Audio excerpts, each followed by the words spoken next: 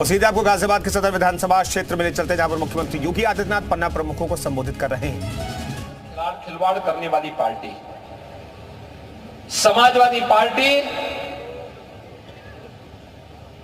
जन सुरक्षा के साथ खिलवाड़ करने वाली पार्टी, समाजवादी पार्टी बेटी और बहन की सुरक्षा के साथ खिलवाड़ करने वाली पार्टी, समाजवादी पार्टी नौजवानों के भविष्य के साथ खिलवाड़ करने वाली पार्टी। समाजवादी पार्टी का मतलब व्यापारियों की सुरक्षा में सेंध लगाने वाली पार्टी, अन्नदाता किसानों के खुशहाली पे ग्रहण लगाने वाली पार्टी। जो पार्टी विकास विरोधी हो, युवा विरोधी हो, महिला विरोधी हो, व्यापारी विरोधी हो, जन आस्था का सम्मान न कर सकती हो, क्या उस पार्टी को चुनाव जीत करके जाना चाहिए? क्या जाना चाहिए? क्या गाजियाबाद वासियों में आप इसे पूछना चाहता हूं। तो फिर छाती ठोक करके कैसे ये लोग चोरी और सेना चोरी करने का प्रयास करते हैं? यही प्रश्न करने के लिए मैं आज आपके पास आया हूं, आपसे कहने के लिए। बहनों और भाइयों, लोकसभा चुनाव में के समय समाजवादी पार्टी ने अनेक प्रकार के अफवाह पैदा कराई, अनेक प्रकार के। याद करिए, सबसे अधिक अनुसूचित जाति के उत्पीड़न की घटनाएं समाजवादी पार्टी की सरकार के समय 2003 से लेकर के 2007 के बीच और 2012 से लेकर के 2017 के बीच में हुई। उन दलित महापुरुषों का जिन्होंने सामाजिक न्याय के लिए लड़ाई लड़ी थी, उनको अपमानित करने का काम समाजवादी पार्टी ने किया। श्री असीम अरुण हमारे प्रदेश सरकार में मंत्री हैं, आईपीएस की नौकरी छोड़ करके वे भारतीय जनता पार्टी में आए। उनके पूज्य पिता भी उत्तर प्रदेश के डीजीपी थे।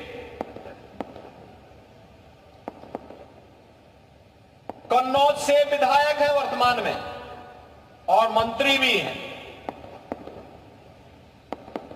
इन्होंने मेरा ध्यान आकर्षित किया कि कन्नौज का जो गवर्नमेंट मेडिकल कॉलेज है, इस मेडिकल कॉलेज का नामकरण बाबा साहब डॉक्टर भीमराव अंबेडकर के नाम से था। समाजवादी पार्टी ने नाम बदल दिया है। क्या किया जा सकता है? मैंने कहा आप एक पत्र लिखिए, हम फिर से इसका नाम बाबा साहब भीमराव अंबेडकर के नाम से करेंगे। और बहनों और भाइयों, यह हमारा सौभाग्य है कि बाबा साहब भीमराव अंबेडकर का सम्मान हमने फिर से कन्नौज के अंदर बरकरार किया। याद करिए, देश के अंदर बाबा साहब भीमराव अंबेडकर से जुड़े हुए पंच तीर्थों का निर्माण यह प्रधानमंत्री मोदी जी ने किया। याद करिए, देश के अंदर बिना भेदभाव के शासन की योजना का लाभ हर गांव, हर गरीब, हर किसान, हर नौजवान, हर महिला और समाज के हर तबके को प्राप्त हो। और उसके लिए एक ही स्लोगन पर्याप्त था, वह था सबका साथ और सबका विकास का। सुरक्षा सबको, सम्मान सबको, विकास की योजनाओं का लाभ सबको, लेकिन तुष्टीकरण किसी का नहीं। यह संकल्प भारतीय जनता पार्टी का जो 2014 से है, वह आज भी इसी रूप में बना हुआ है। और इसीलिए आज मैं आपसे कहने के लिए आया हूं, आज जो विकास दिखाई दे रहा है, मैं आज से 10 वर्ष पहले, क्योंकि मुझे ये रमेश चंद्र तोमर जी सांसद थे, हम लोग साथ साथ सांसद रहा करते थे। और संसद में कई बार ये मुझसे कहते थे कि सरसों का साग और मकई की रोटी खाने के लिए गाजियाबाद चलिए। मैं कहता अरे गाजियाबाद कौन? गाजियाबाद का नाम सुन करके लोग कहते थे, एक तो आपराधिक गतिविधियों के कारण और दूसरा अराजकता और गंदगी के कारण गाजियाबाद अच्छा नहीं माना जाता था। बहनों और भाइयों, आज मुझे बताते हुए गर्व की अनुभूति होती है। गाजियाबाद प्रदेश के सुंदरतम नगरियों में से और विकास की प्रक्रिया के साथ तेजी के साथ आगे बढ़ता हुआ नगर है। एक स्मार्ट सिटी के रूप में उभर रहा नगर है। आज तो गाजियाबाद के पास क्या नहीं, अपनी मेट्रो है। आज तो गाजियाबाद के पास 12 लेन का हाईवे है। आज गाजियाबाद के पास रैपिड रेल भी है। आज गाजियाबाद के पास क्या नहीं है, आपके पास सब कुछ है। स्मार्ट सिटी के रूप में भी आपके पास है, एयरपोर्ट भी आपके पास है। आज यहां पे सुरक्षा का माहौल है। आज यहां पे बहन और बेटी भी सुरक्षित है तो व्यापारी भी सुरक्षित है। आज कोई अपहरण नहीं कर सकता, बेटी और बहन की सुरक्षा में सेंध नहीं लगा सकता, किसी व्यापारी का अपहरण नहीं कर सकता और अपहरण के नाम पर कोई फिरौती वसूल नहीं कर सकता। अगर फिरौती वसूल करेगा तो ये मान करके चलिए कि वो यमराज का घर का दस्तक दे रहा है। और इसीलिए मैं आपसे कहने के लिए आया हूं, ये विकास और इस सुरक्षा का माहौल देने वाली भारतीय जनता पार्टी की डबल इंजन की सरकार आपसे कहने के लिए आई है कि बहनों और भाइयों, 2017 के पहले उत्तर प्रदेश के बाहर आप जाते थे, जो स्थिति 2014 के पहले भारत की स्थिति थी, कोई भारतीय दुनिया में जाता था, लोग सबकी निगाहों से देखते थे, सम्मान नहीं देते थे। 2017 के पहले उत्तर प्रदेश का कोई निवासी उत्तर प्रदेश के बाहर जाता था और कितना भी बड़ा क्यों न रहा हो, कितना भी संपन्न क्यों न रहा हो, सम्मान तार तार करके रखा हुआ तत्कालीन सरकारों ने। पहचान का संकट था। क्या युवा हो, क्या व्यापारी हो, क्या समाज के किसी भी अन्य तबके का कोई व्यक्ति, प्रबुद्ध जन हो, चिकित्सक हो, शिक्षक हो, कोई भी हो, 17 के पहले उत्तर प्रदेश के बाहर जाते थे, सम्मान नहीं मिलता था, लोग सबकी निगाहों से देखते थे। और आज मैं कह सकता हूं, हमारा उत्तर प्रदेश का 25 करोड़ का वासी देश और दुनिया के अंदर कहीं जाता है, नाम उत्तर प्रदेश का आता है तो उसके चेहरे पर खुशहाली उसकी सामने दिखती है कि वाह, उत्तर प्रदेश का। ये विरासत और विकास का जो अद्भुत संगम डबल इंजन सरकार ने यूपी को बनाया है।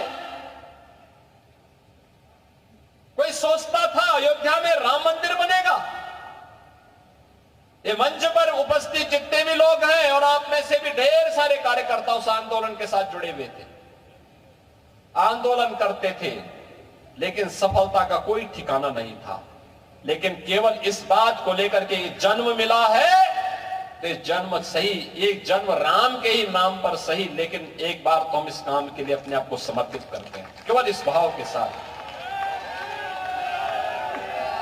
याद करिए, केंद्र में सरकार मोदी जी के नेतृत्व में 14 में आई, प्रदेश में समाजवादी पार्टी की सरकार कोई कार्य नहीं होने देती थी, क्योंकि इनको विकास से कोई मतलब ही नहीं। इनका विकास तो व्यक्तिगत विकास है, परिवार का विकास है, सिपाही खानदान का विकास है, उससे बाहर सोच ही नहीं सकते, सोच ही नहीं सकते, सोच है भी नहीं।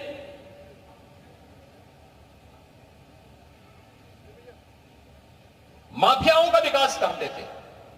आप सोचिए, किसी भी जनपद का जो सबसे बड़ा माफिया होगा वो समाजवादी पार्टी से जरूर जुड़ा होगा, जो सबसे बड़ा गुंडा होगा उसका समाजवादी पार्टी से संबंध होंगे, जो सबसे बड़ा दंगाई रहा होगा वो समाजवादी पार्टी से जरूर जुड़ा रहा होगा, जो सबसे बड़ा दुष्कर्मी होगा वो समाजवादी पार्टी का शागिर्द जरूर होगा।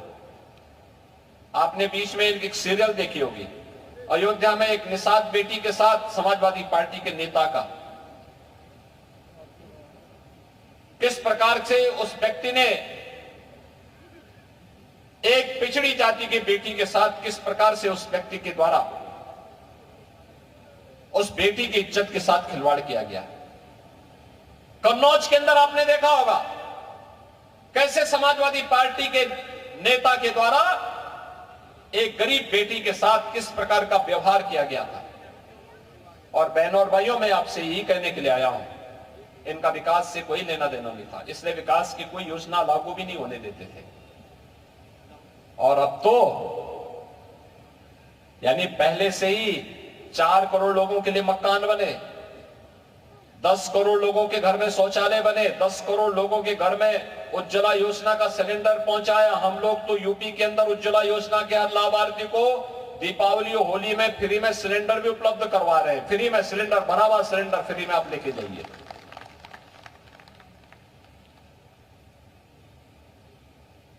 हर घर नल की योजना लागू हो रही है, मेट्रो की सेवा शुरू हुई, एयर कनेक्टिविटी बेहतर हुई। और पहले से ही यूपी के अंदर 10 करोड़ लोग 5 लाख रुपए की आयुष्मान भारत की सुविधा का लाभ प्राप्त कर रहे थे। और अब तो मोदी जी ने घोषणा कर दी है कि 70 वर्ष से ऊपर के हर एक व्यक्ति को फ्री में 5 लाख रुपए हर वर्ष स्वास्थ्य सुविधा उपलब्ध करवाएंगे।